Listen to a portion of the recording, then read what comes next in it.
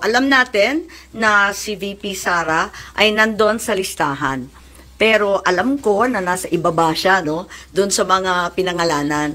Ngunit, ilang araw nakalipas, may mga report na siya na ang uunahin. Sabi po ni Vice President Sara Duterte sa isang interview sa kanya na siya ay kasama dun sa ICC list po ng mga may kaso doon kagaya ng kanyang ama. At ito po ay kinumpirma din ni Presidential Sister Senator Amy Marcos. Sabi po ni Senator Amy, yung nakita nila nung una nasa huli yung pangalan ni VP Sara, pero ngayon after a few days may report na parang uunahin na siya. Any comment po from the palace at kayo po, ang palakanyang po ba ay hihingin din ng tulong ng Interpol para sila po ay maaresto? Sa kasalukuyan po, ang inyong katanungan ay very hypothetical. So wala po kaming masasabi patungkol po dyan. At we are not dealing directly with the ICC. Kung meron pong katanungan patungkol po dyan, mas maganda po kung makikipag-usap sila sa ICC. Wala po tayong anumang impormasyon mula sa ICC. So wala pong information ng government kung kasama sina VP Sara, Senator Bongo, Senator Bato de la Rosa, yung mga dating ilang police officials, nakasama po sila doon sa kaso against FPRRD?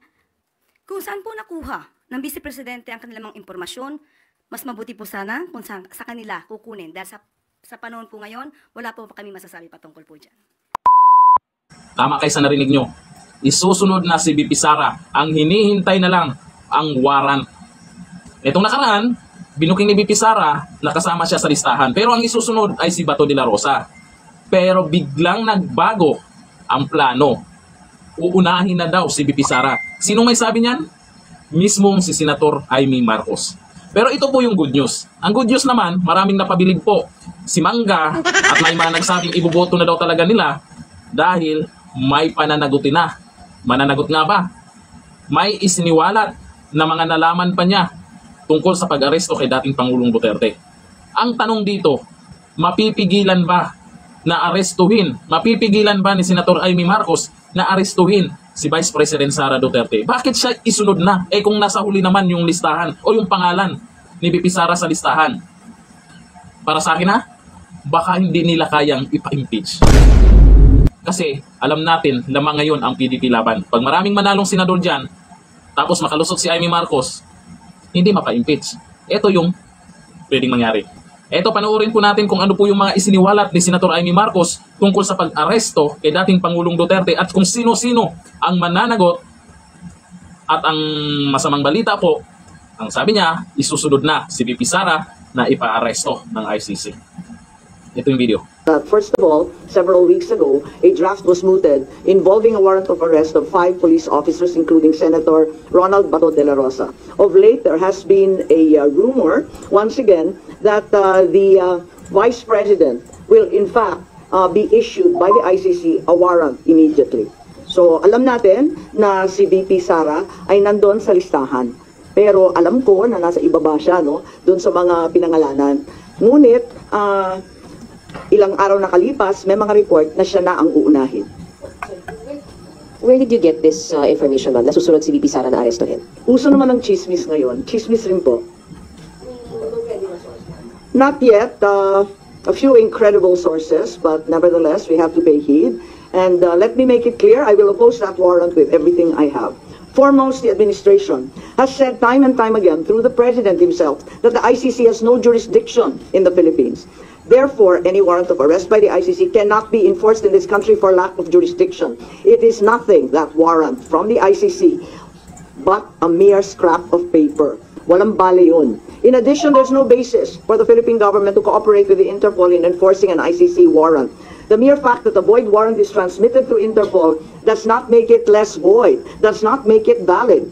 At ikatlo, as the hearings have established, the circumstances surrounding the investigations of the ICC in this country, the incidents leading to the issuance of these ICC warrants, and the enforcement of such warrants are politically motivated and really are in violation of Article 3 of the Constitution of the Interpol itself, which prohibits the Interpol from participating in any intervention or activity of a political character.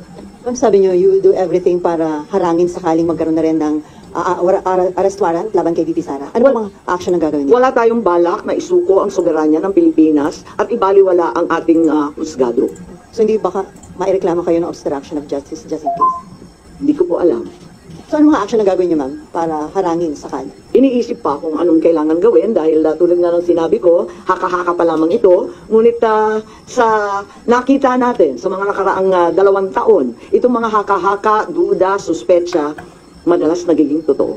So may mga preparation na rin si VP Sara dyan sa chismis na natanggap niyo? Marahil po. Pero yung warrant na paparating para kay Senator Bato and other former police officials, credible na po yung source nyo dun, ma'am?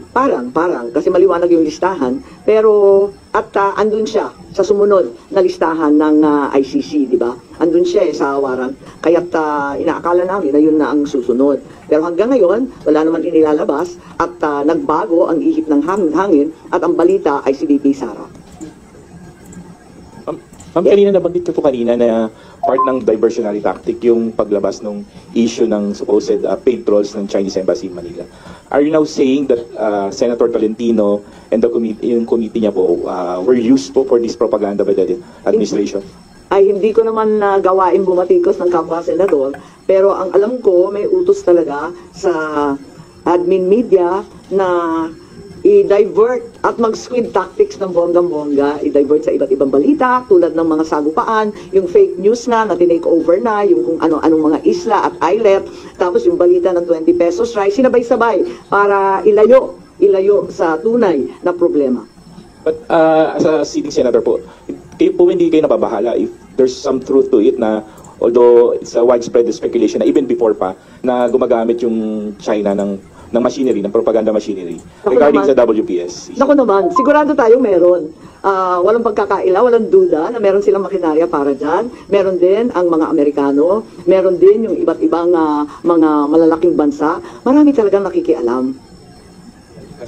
Ma'am, how do you feel about people saying na hindi maganda na kayo po kinampihan nyo yung mga Dutertes, yung kalaban ng kapatid nyo, more than dun sa kadugo nyo po sa si President Marcos? How do you feel about that? Masamang-masama ang loob ko, ngunit ang aking lamang, kailanman hindi kami nag-away ng aking kapatid. Yung mga amuyong sa palasyo, yung mga narian, yung mga lulong, yun, sila po ang ating kaaway. At hindi ko naman kinakampihan ang isang panig laban sa isa. Ang pinapanigan ko lamang ay ang soberanya ng Pilipinas na isinusuko natin. Nakakahiya naman itong ginagawa natin na. Ma'am, sino daw yung lulong? Abangan po ninyo. Abangan po ninyo. Pero ma'am, hindi ba in a way parang baka ma-destabilize yung leadership mismo ng kapatid nyo dito sa mga nagiging findings at mga statements nyo against people around him? Hindi ko sinalabanan ng sinuan, binabasa ko lang ang lumabas sa katibayan mula sa hearing. Wala akong magagawa kung litaw na litaw ang katotohanan. So, okay lang kung medyo makadestabilize ito sa leadership ni... Wala tayong pagnanais mag-destabilize sa Pilipinas. Marami na tayong problema. Ngunit ang katotohanan ay kinakailangan mangibabaw sa lahat. Alas na lang po. Ma'am, may balita na parang may intention na ang manalo ay mga pro-China and then kapag nanalo, ipaparepeal yung batas about yung maritime zone law. Wala akong alam tungkol dyan. Ako ay tanging pro-Pilipino. Ipaglalaban ko ang ating bansa tulad ng ginawa ng tatay ko sa sino man at anumang dambuhalang kapangyarihan. Sen, good morning. Do you think yung pagsasampa ng reklamo sa ombudsman could help deter kung ano man yung susunod na plano ng ICC para magdalawang isip yung mga nagpatupad ng una kay dating Pangulo? Sana po. Inaasahan ko po. Kailan po kaya yung Tignan natin kung ano magagawa. Ito lang yung mula sa amin, sa findings, ito ang lumilitaw. At saka si Justice Ascona, sabi niya, may labag talaga sa ating saligang batas, sa ating mga batas na pinaiiral, at kinakailangan managot yung naglabag. Umani naman ito ng iba't ibang reaksyon mula sa ating mga netizens.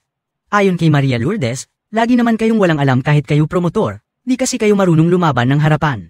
Pahayag naman ni Noel Canoy, fake news talaga kampo ni Ngagba, kunwari walang alam pero sila pala ang may pakana.